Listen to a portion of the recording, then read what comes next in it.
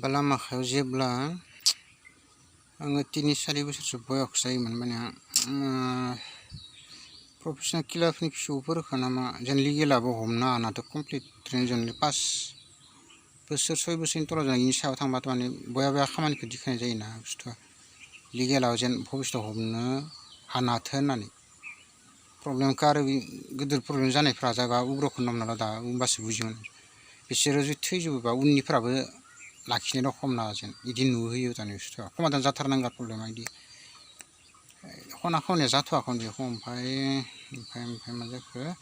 मारो आरो हिनजाव खासेबो दंमोन एक्सुवेलि आंनि उननिसिन जागोन खोमायो थिगसे गाबोमोन 2.5 बोसोरसो बैसो जागोन खोमा हाखा मानसि नालाय बहुद डिसिप्लिन देवरनि बोरमा गोदानायफ्रावबो लाना फैयोमोन ओमफ्राय आं समाजनि मानसिफ्रासो लाना फैयो जाहानि बिफाया आरो समाजनि मानसिनो माने ओंखायनो आंनो बेखार दंथ'यो दा साख्रि मावथ' आं लांलाय लाबोलाय खालामबाय मा जाखो होननानै लांलाय लाबोलाय खालामनानै पुलिस अफिसारजों गाव लिरनाय चान्स मोनलांबाय बेखिनि आरो इयावनो सना खना पाक गोलैलांबाय लोगोआ साख्रिखौ मावनो बायदोंमोन मावा गावगायखौ आं खालामनायखौ बुथारगोन होननानै ओमफ्राय खनाया आरो न'टा थिंख्लिंखौ होनदों खिन्थु न'टा थिंख्लिं मोनसे थिंख्लिंखौ खानै नांगौ थिखांनो बाखिखौ खाबथाजोबदों गावगायनि बिफानि होनना मिथिया साखरफोरनिफ्राय खाबबासो जोंहा साखरा हाइजाखौ दिगोन होनना जावख'ना खाबथाजोबदों मुख'दराव खाबे हरदो ओमफ्राय मोननैखौ दिहरना मा होनदों आगर नों गोननायाव खिन्थु ओमफ्राय बेखौ खाबथायाखै ओमफ्राय बालामाखायाव कलबारियाव थाङाबा सिखावा बिफायाबो मिथिया खिन्थु इनो मारथा दिनै आङो 30 बोसोरसो मिथिगौ ओमफ्राय हाखाफोरबा बुग्लाना नायगौमोन मिटिंआव बुग्लाना नायथारा खिन्थु जेसेबां खना दोङो खना गान्दागं हाबिजा खनायानो 14 किल'सो जागोन नोंदां इबो मानसिया रावबो नाखै सुग्राया एफा रायजो नायाखै जोङो 6 जनल' खोमा आं खासे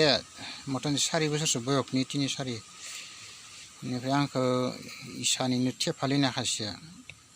खनायावनो हाबा खालामनायखौ आं बुंबाय नालाय इ खासे खानै जाबायना इसेयावनो मोजांनिखौ बोराय राजेन्द्र इयो हर जामाय थाफ्लाना आब्रा जाफ्लाना इसेयावनो थानाय इखौनो सुदोदो कि बालामाखा रायजोनि 30 थाखा लाना रायजोफ्रा थांखांनायनि उनाव ओमफ्राय बोराय माने जोंहानि बिमानि बिफा दा बेखौबोथ' न' कलेजाव मोनो बिमायाबो न' कलेज खालामनायावसो सिखाव खालामना सब खुरमाफोराव हाबा फैयो बिदियाव सोरबा निलिसर तिलसर ओंखाम संग्रा रान्दोनि जायनिफ्राय आरो जोंहानि बिमानि बिब' खानै हासु आरो अदलानो ओमफ्राय लैथ बर'आथ' हिराखौ लांना नायलायदो थेबालिदो लाबोदो अरजों मारो होननानै जाखियासिनबो नांला होनना बोरायासो खफिना लाबो ओमफ्राय बाथौ 2.5 किल'सो सोहैग्रोयो खोमा इसोरो 1.5 किल' ना 2.5 किल' हि गोरजायाव बिबार दायनि सोलायना सिजौ सिङाव बाखि आरो 12-13 14 किल' जांहर गान्दागं आरो 18टा थिंख्लिं मोननैखौ बहुदखौसो थैला थैलि जादों थां इसाबो थैलायसो दे एखे थैनाय इसा माथाखि बुना होनायखौ आंसो नुदों फुङावनो बोराया मानि हामफ्ला होननाया इनि सिगां प्रफेसनेल किलारनि मोनसे दलाथ' धंस' जादों सरकारि मानसि बुथार बेफोरखौ सरकारा मा होनो फैसा लानानै दा जेरैबायदि मानसि बुथारनायाव 1 किल' खना नांगौ होमबानिया आधा किल'बा जायो खनायसो दाम बारायखांखा उनाव होफैबानो होफैबाय थाङो खिन्थु आधा किल' मोनब्लाबो जायो खिन्थु फैसाखिनि 1 लाख होथारनांगौ बिसोरनो बुथारबाथाय मथा मथि कर्टनिफ्राय दा जेरै 99फोरा कर्टआव जाबाय थाबाय मथा मथि 8 जनसो मानसिनि सुइ जाबाय गिदिर मानसिफोरनि लास्टआव दुर्गा देबियाव जेनेबा ओरै कालि मन्दिरफोरनि नांगौ जेबायदि देवरनि आरो बै मैसो गोदाग्रा जोंना जों टिहु ना मा होनोथाय मैसो गोदाग्रा दङ जों हाखाफोरनिखिबो खालामना मोनो हाखाफोर ओमफ्राय बर'फोराव फैनानै जिउ धर्मआ आग्लानिफ्राय हाखा गैरा बर' सब लाजोबोमोन बहुद सिगां बे मानसिनो मन्दिरनि सुइ नांगौ जायो थारमाने बुस्थुआ सुइ नांगौ जायो प्रफेसनेल किलारफोरा फैसा नांगौफ्रा खबर लाफैबाय थायो पुलिसफोरा आरो सुइ लांखांनायनि उनाव सोंफैखुमाबाय आरो सरकारि फैसाखौ नांगौसोनो बुथारनाय थिखा लानो नागिरो बिदि खालामोमोन जोंहानि बिफानि बिदि खालामबाय थायोमोन रायजोआव सिगाङाव बा जोंनि मानसिनाव दा बिदि जाबाय थादोंबा सुइ नांगौ जायो गोजान ओमफ्राय बे लकेलाव बिदि दुर्गाफोरनि सुइ नांगारफोरनि फैबा माने आरो दखि मानसिखौ माबाखौ मेनेज खालामो बिसोरनोसै आरो सरकार बेलेग जाथिफोरनावबो बिराद दंसोगारो ना माने बिदि लास्टआव बिदि मन्दिरनि लास्टआव सुइ जाफैयो रायजोनि गोरिब गुन्द्रा मतामत नांगौ जायो थारमाने गोजाननियाथ' मेनेज खालामफैना नायबा मा जादों मैसो फिनजासो जादों ना मादों बेलेगखौथ' नाया बेलेग जातिफोरा आरो बर'फोरनिबा हाबि जाबाय बिदि प्रब्लेमखौ सुहरथारा ना मानो सम्पति गोनां मन्दिरबो जानांगोन ना मानो बेलेग जाथि आरो बिराद सेबै लाखिनो बिखा रखमनि बुस्थुबो बर'नि आरो जेरैमेन दोनबाय सिखावबो खावगारबाय बे सिखाव खावनायखौबो आंसो नुदो गथ' मानसि नालाय खोन्थाथ'वामोन आङो मा बालामाखौ मिटिं जाफैनानै प्रफेसनेल खेलाफोरखौ बासायनो हागौमोन आङो नोंसोर सिखाव नङा नैसो ओरैनो खोन्थाबा लानाय नङामोन आंनो खोन्थायाखै आरो बिराद खस्थ'बो जानांगौ दा एसेथ'बोसो बेनिफ्राय पुलिसफ्रानो आरो कायदा खालामो भबिष्यतआव आरो बेफोरबायदि सुयन दानायनि बायदि जागोन लास्टआव लान्जिनाबो जागोन दा इयाव सुयन हरगोन लकेलाव साजा मोनग्रोना सिखावा सोला रायजोआव एलाव खालामनो सिखावखौ बुथारनायनि कागजाबो ओंखारबाय मारै ओंखारना आरो रायजोआनो लाबायना रायजोआव बुथार जायाना बिदिनो ग्रुप रायजो बिनावसो बायगारनायसो खोमा सिखावासो आराम न'आव बां फानजुना दोनना दं गान्दा गंगत्र हिरा राजानि मुकुटआनो 2.5 किल'सो जादों खोमा हाबायाव गानग्रा ओमफ्राय रानियाबो गानग्रा बा हाबायाव हिनजाव मानसि गानग्रा इयो 1.5 किल'सो ना 1.5 किल' जाखोबा खांसि गिदिर गिदिर खनानि मथा गंनै फिसा गंनै गिदिर गिलास गंसे खुरै गंनै गिदिर गिदिर आरो खनानि आरो आग्लानि बुरिफोर गाननाय खोमा थैनाय फैसाखौथ' बायामोन आग्ला बेफोरखौनो होयोमोन खोमा थैना थांनायफोरनिखौ खना आसान दोंसोगारोलै ओमफ्राय आरो गान्दा गं आग्लानि जिब जुनार दामि दामि बुस्थु फलिखौबो सिखावनि राजेन्द्र बोराइनि अदला नाम बोराइखौ फाननो लायदो खना रखमनि नायो स्टिकारखौ मायबा सोरनिबा टिउआव फानलांबाय ओमफ्राय टिउआव खना नङा इयो ओरैनो बे गारना दोनदों खनाखिं बेखौनो आरो मानो लाबोफिनदा जाबाय ओमफ्राय इयो दाम गैया बुस्थुआ इयो पितल ना माने काहानिसो इयो खिन्थु बहुत बोसोरनि ओरैनो खनाया इयो 200-250 बोसोर जागोन ओरैनो दिना लाबासिनो माने बोराय सिखाव बोराय ओमफ्राय सबबो खना नाखोमालै ओरैनोसो नंगौ जाबाय आरो खाथिनि राजेन बोराय ओमफ्रायसो लब'ना हाबा खालामदो हिनजाव गिदिरखौ खारबोफानानै सिखाव बोरायनि बिदा अदलानिया बहुत कुस काहिनि खोन्थानो हागोन आं सिगाङाव रावबो मिथिया जायो जानो बिफायाबो मिथिबावासो बिफा लांनाय खनाया खिन्थु बहुत दंबावो इ मोननैयावनो एसेबां 14 किल' ओमफ्राय आरो जों गासै 9टा ना 7टा लांदो इयो 7टा लांनानै ओमफ्राय सिंग्रानि सोरबा मिनिस्टारनो सान्दा जानायदों बिसोरो बै आब्रासि सालाव सब फैसा बाहायजोबनो जेनफ्लांबा ओरैनो सोरनिबा रायजो सभा हाबि जाबिनो सारेन्डारखौनो जाखादो रायजो जानो होखादो सारेन्डारखौ बालामाखा कलबारियाव बिफाया बिफाजों गालांखानायसो आंखौ सिखावनि गेजेरावसो गालांदो दानि बिराद खस्थ' साला नख'रलिसो जानो हागौ बिमायाबो खुब खुरमायानो गोजा हिनजावसो रायजोआसो बिसार खालामो बेखौ जियानो जाबाय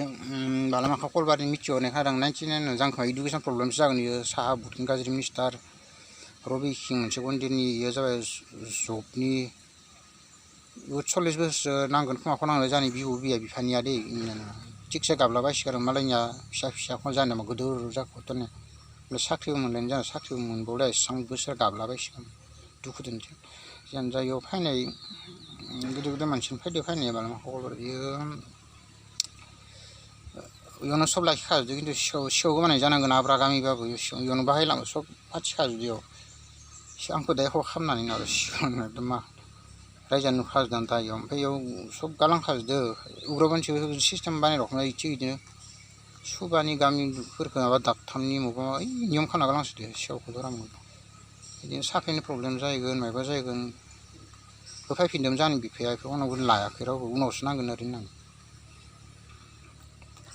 टिकारखौ मोनफिनो इयावबो खना थानांगौ मथा मथि 40 जानि बिफांनि हिसाबै 14 बा 40 किल'सो जानांगौ खनाया आरो गान्दा गंआव थाखागोन खानै नांगौ मोनसे थिंथिं थिखांनो ओमफ्राय आरो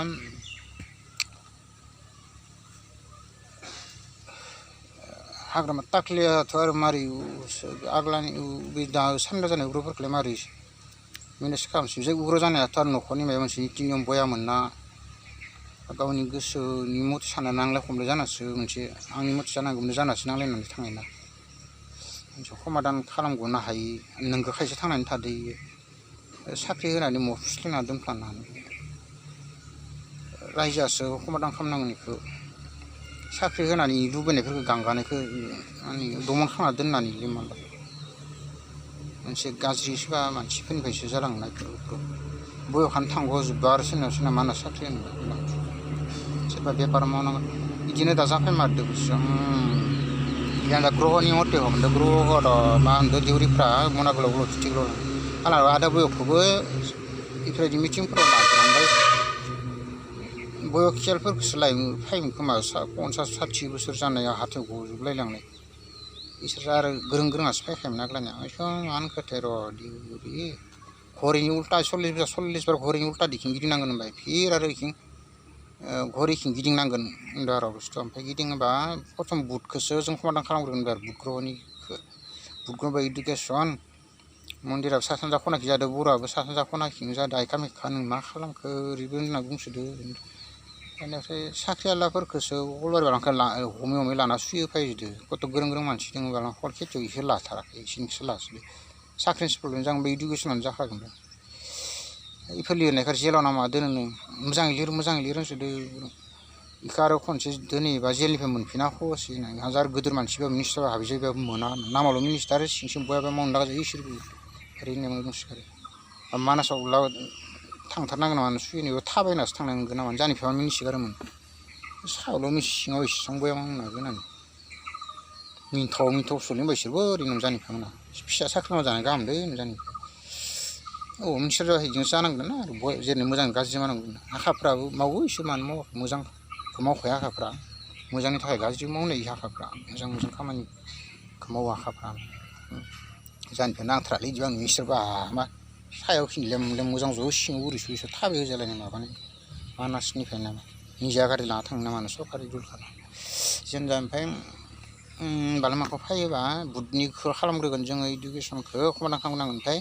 बुधनि उनाव बृहस्पति फैयो ना मानो घरिखिं गिदिंबाय ना बृहस्पतिबाथ' जानाय लोंनायनिसो बेफार मावनांगोन ओंखायनो बेयाव फलनि रोसि बिफां गायनाय माबा माबि खालामनांसिगोन उग्रफोरालाय आरो मा मावबावनो इसोरखौ इफोरावनो बेफार बानिज्य थिखननांसिगोन साख्रि मोनबाथ' होनबायानो फिर बृहस्पति रबि साख्रि मोनलांगोन मोननाया मोनबाय मोनैया थागोन फलनि रसनि बेफार मावखागोन ना इ साख्रि इडुकेसनफोराबो बोराय खब्रोनसोखौ थिगसे लोंहोनांबायना रोसिफोरखौ दंफां सिङाव जिराय थांथोसै होननानै ओमफ्राय फिर उनाव ग्रहनि मथिं खालि सुक्र कामाख्या मन्दिरानो जि खालामसै बोर मोनखागोन मोजां जालांखासिगोन ओरै ओमफ्राय मंगल नांलाय खमलाय जों फैसा थासिगोन गिदिंबाय मोजां जालांखासिगोन खनासियावफोरसो मारै साजायोबा फलबानो गिदिंनो थाङो सब खोन्थाजोबनो हागोन राव खोन्थायाबो खासि मन्दिर गिदिंनायखौ खासिखौथ' लाखिदो इयाव ओमफ्राय खासियाबो दा रोंगोन आरो गिदिं खासिखौ खिन्थु गावथारनाय जादों सिख्ला बुथारनाय प्रफेसनेल किलारनि दलनिफ्राय खाब्रैनि सिगाङावनो लगायना बुथारदों सोरबा बुथनायसा सिगाङाव आखरानो नामा आरदों दिसुन बेखौ मिथिया ओमफ्राय प्रत्येक मानसिखौनो मोनफा मोनफा साख्रिनि लामा होबोखानाय जों आग्ला मथा मथि 2.5 बोसोरसो आंखौ लाफानाय खना खावनायनि सिगांनो थिसनखादों आंखौ ट्राइबेलफोरनि माबा हा हुनि नांलाय खमलाय बिदिनो प्रफेसनेल किलारफोरनि फिसौफोरखौ एसे देखायनांगौ माबा गिदिर घटनाफोराव मिथिङाव जेन भबिष्यतआव उनाव थाबाय थायानो मारवारिनि फिसाजोफोरखौ नुसोन गोदो पुलिसाव फिसाजो लाना थांसोगारोमोनलै फिसाला फिसाजो ओरै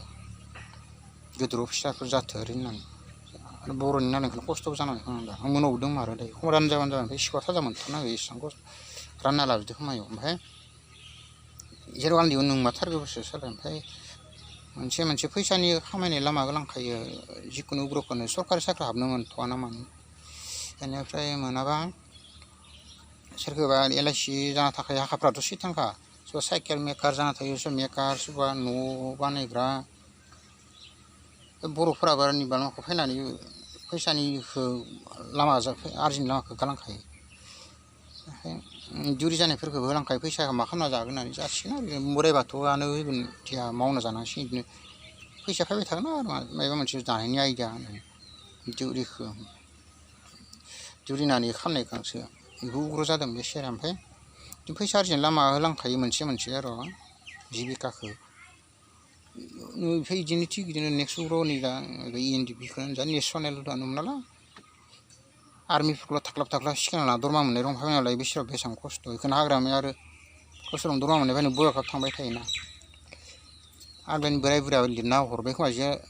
जेलाव ना मा दोननायनिफ्राय कागज हाखाफैनाय जागलांखादों